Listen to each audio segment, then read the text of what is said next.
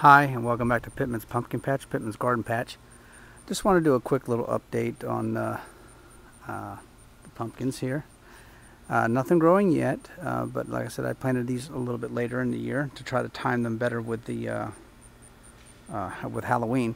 But I did notice in my tour of the garden today, I did notice something that I wanted to show you as part of my Pumpkins 101 videos that I'm doing. I saw something that came in that's come about, and I want to just kind of quickly point it out to you. It's, sorry about the tool material. I'm getting down right in there. Okay, and I'm going to lift this tool material, but you should see it right. Sorry about that, trying to deal with this material. Oh well, I'm just going to lift it up and go underneath the canopy. How about that? Excuse me for just one moment. All right. Right there. All right. See it? Yellow petals. That is a male flower. See, there's no fruit underneath it, right? This is the first flower that I'm at least aware of that's going to blossom. And how do I know that? Well, the yellow petal coloring gives it away. See this petal right here? Green. Okay? Petals are green, not going to open. But when they turn yellow, usually the day before they open up, they'll turn a good shade of yellow like this. And that's a good indicator that 99% of the time, it's going to open up the next morning. And that works for both male and female flowers. Now, I say 99% of the time.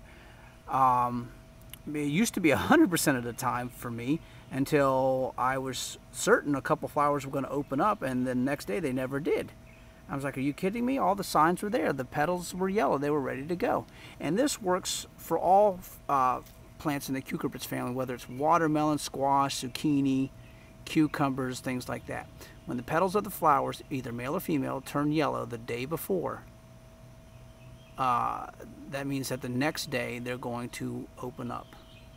Okay, 99% of the time, that's what happens. Now, that 1% of the time where it doesn't happen, well, there could be some other kind of stress on the plant that, you know, it says, hey, you know, the plant's saying, hey, I'm not ready to open that up, or I'm going to abort it because there's something else that's wrong, that's going on. And so I just wanted to show you that. So that flower should open up tomorrow morning, 99%, and due to the coloring of the flower. And hopefully I'll be able to show you. It's a male flower, so the males will bloom first. I got plenty of them when those males start out. They get these real long, well, not when they first start out, but when they start to mature, they'll get this long stalk like this has. And you know, so that's that. And I just show you. I've been out here just kind of tending the mending and tending to the pumpkin patch. Well, let me show you a couple female flowers that I have seen. Of course, now that oh, there we go. Here's one of them. Okay, right. Let's see if I'm looking right at it, and you are too. You should be able to see even through this mesh material right here. All right, with my finger's touching right there. That's the pumpkin, baby pumpkin flower. A female flower, but it's the baby pumpkin right there. And get the little fruit. Okay, and then I'm sure there's a lot more, but you know, I saw another one. Show you real quick. All right, where did you go? Where did you go? Oh, there you are. This is outside of the canopy now. Okay, right there. See the female fruit right there. That's the baby pumpkin. Alright, and those petals, of course, they'll get bigger and bigger and puffier and puffier as the flower gets ready to bloom.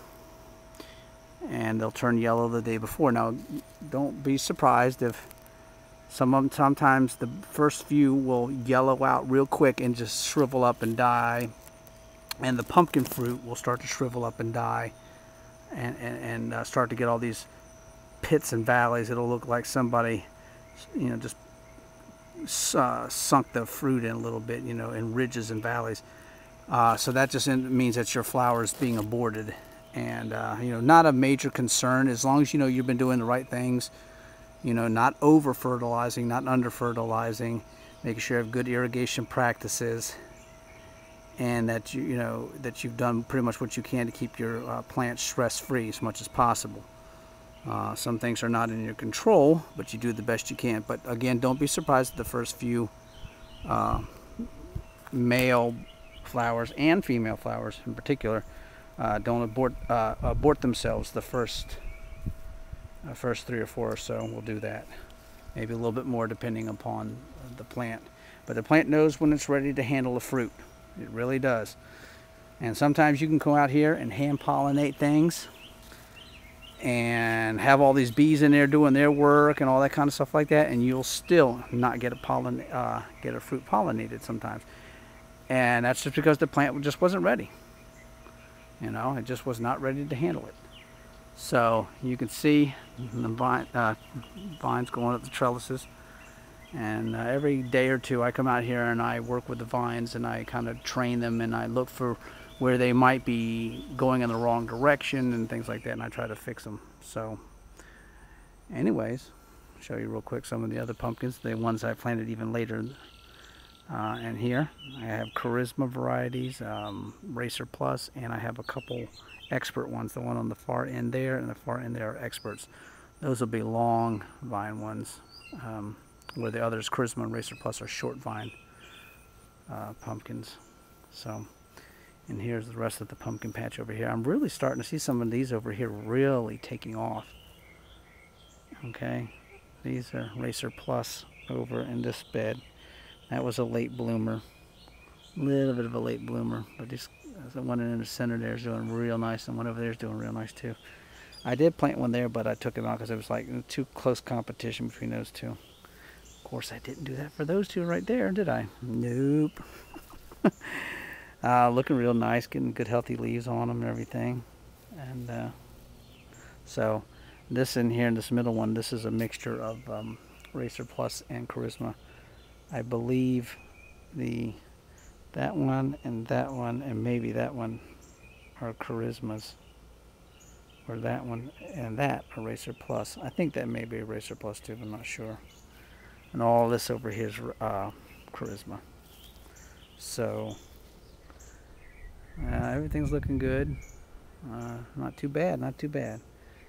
So watermelons. Oh, the watermelon. In case you saw my watermelon video that I'm going to be putting up soon. So this, depending on when you see which video in which order, it may not make any sense. But I had my kids cut the first watermelon I thought was ready. Well, it really wasn't. It was very juicy, very sweet, but it didn't have a good watermelon flavor. It kind of had it tasted more like a rind, a little bit of a rind taste to it, when you get down towards the bottom of your piece of watermelon, that kind of flavor. But when I put it in the refrigerator and chilled it overnight and everything, and had a piece at lunchtime the next day, it tasted better. It was a little sweeter. It had a little bit more watermelon flavor to it. So, a chilled watermelon apparently tastes better than one just cut right off the vine. Go figure that, huh? But I'm going to wait on the next ones. I'm going to wait till I get more of the creamy, buttery look on the bottom, and let that be, my sign, a better sign. This is my monster watermelon. I mean, good God, it goes from all the way over here, where my finger is right there, all the way over here. This thing has got to be at least 25 pounds, I would think.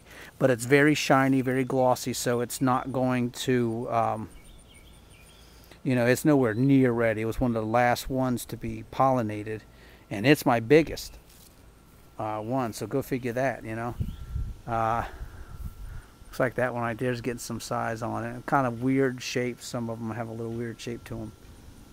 But, and it's kind of interesting. My Georgia rattlesnake, which is that variety you see right there, and the one I showed you right over there, my big one, I only had one Georgia rattlesnake plant in this whole bed, and it's produced 4 watermelons, including that real massive one down there, compared to the 5 or so, 5, possibly 6 Charleston gray plants have only produced, I had the one I ate the other day, so 1, 2, 3, 4, possibly 5. Yeah, 5, because there's another one down there. 5 of them out of 6 plants. And I just saw here, forgot about this one. Here's another Georgia snake variety right there. Okay, so that one plant, one Georgia rattlesnake, produced 1, 2, 3, 4, 5. So bang for your buck, the Georgia rattlesnake variety produced more. One plant produced 5 watermelons, whereas compared to 5 or 6 Charleston gray varieties only produced maybe 6 or 6 or so. So you can tell which ones I'll be growing next year, and when these Charleston grays ripen up a little bit more and I taste them and everything, I'll make my final decision whether I'm going to grow them again next year or not. But you really don't need a whole lot of watermelons in order to watermelon plants in order to get a lot of watermelons, and they will take over big time. So here's a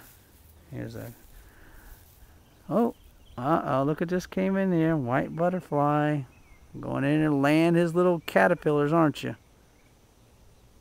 Mm-hmm. You've been caught, buddy. Butterflies are all nice and beautiful and everything, and that white one certainly was too. But they lay their eggs, and there you got caterpillars, and they eat your plants. So they're not so nice and friendly to your garden then. All right, so from Pittman's Pumpkin Patch, Pittman's Garden Patch, I'll talk at you later. Bye.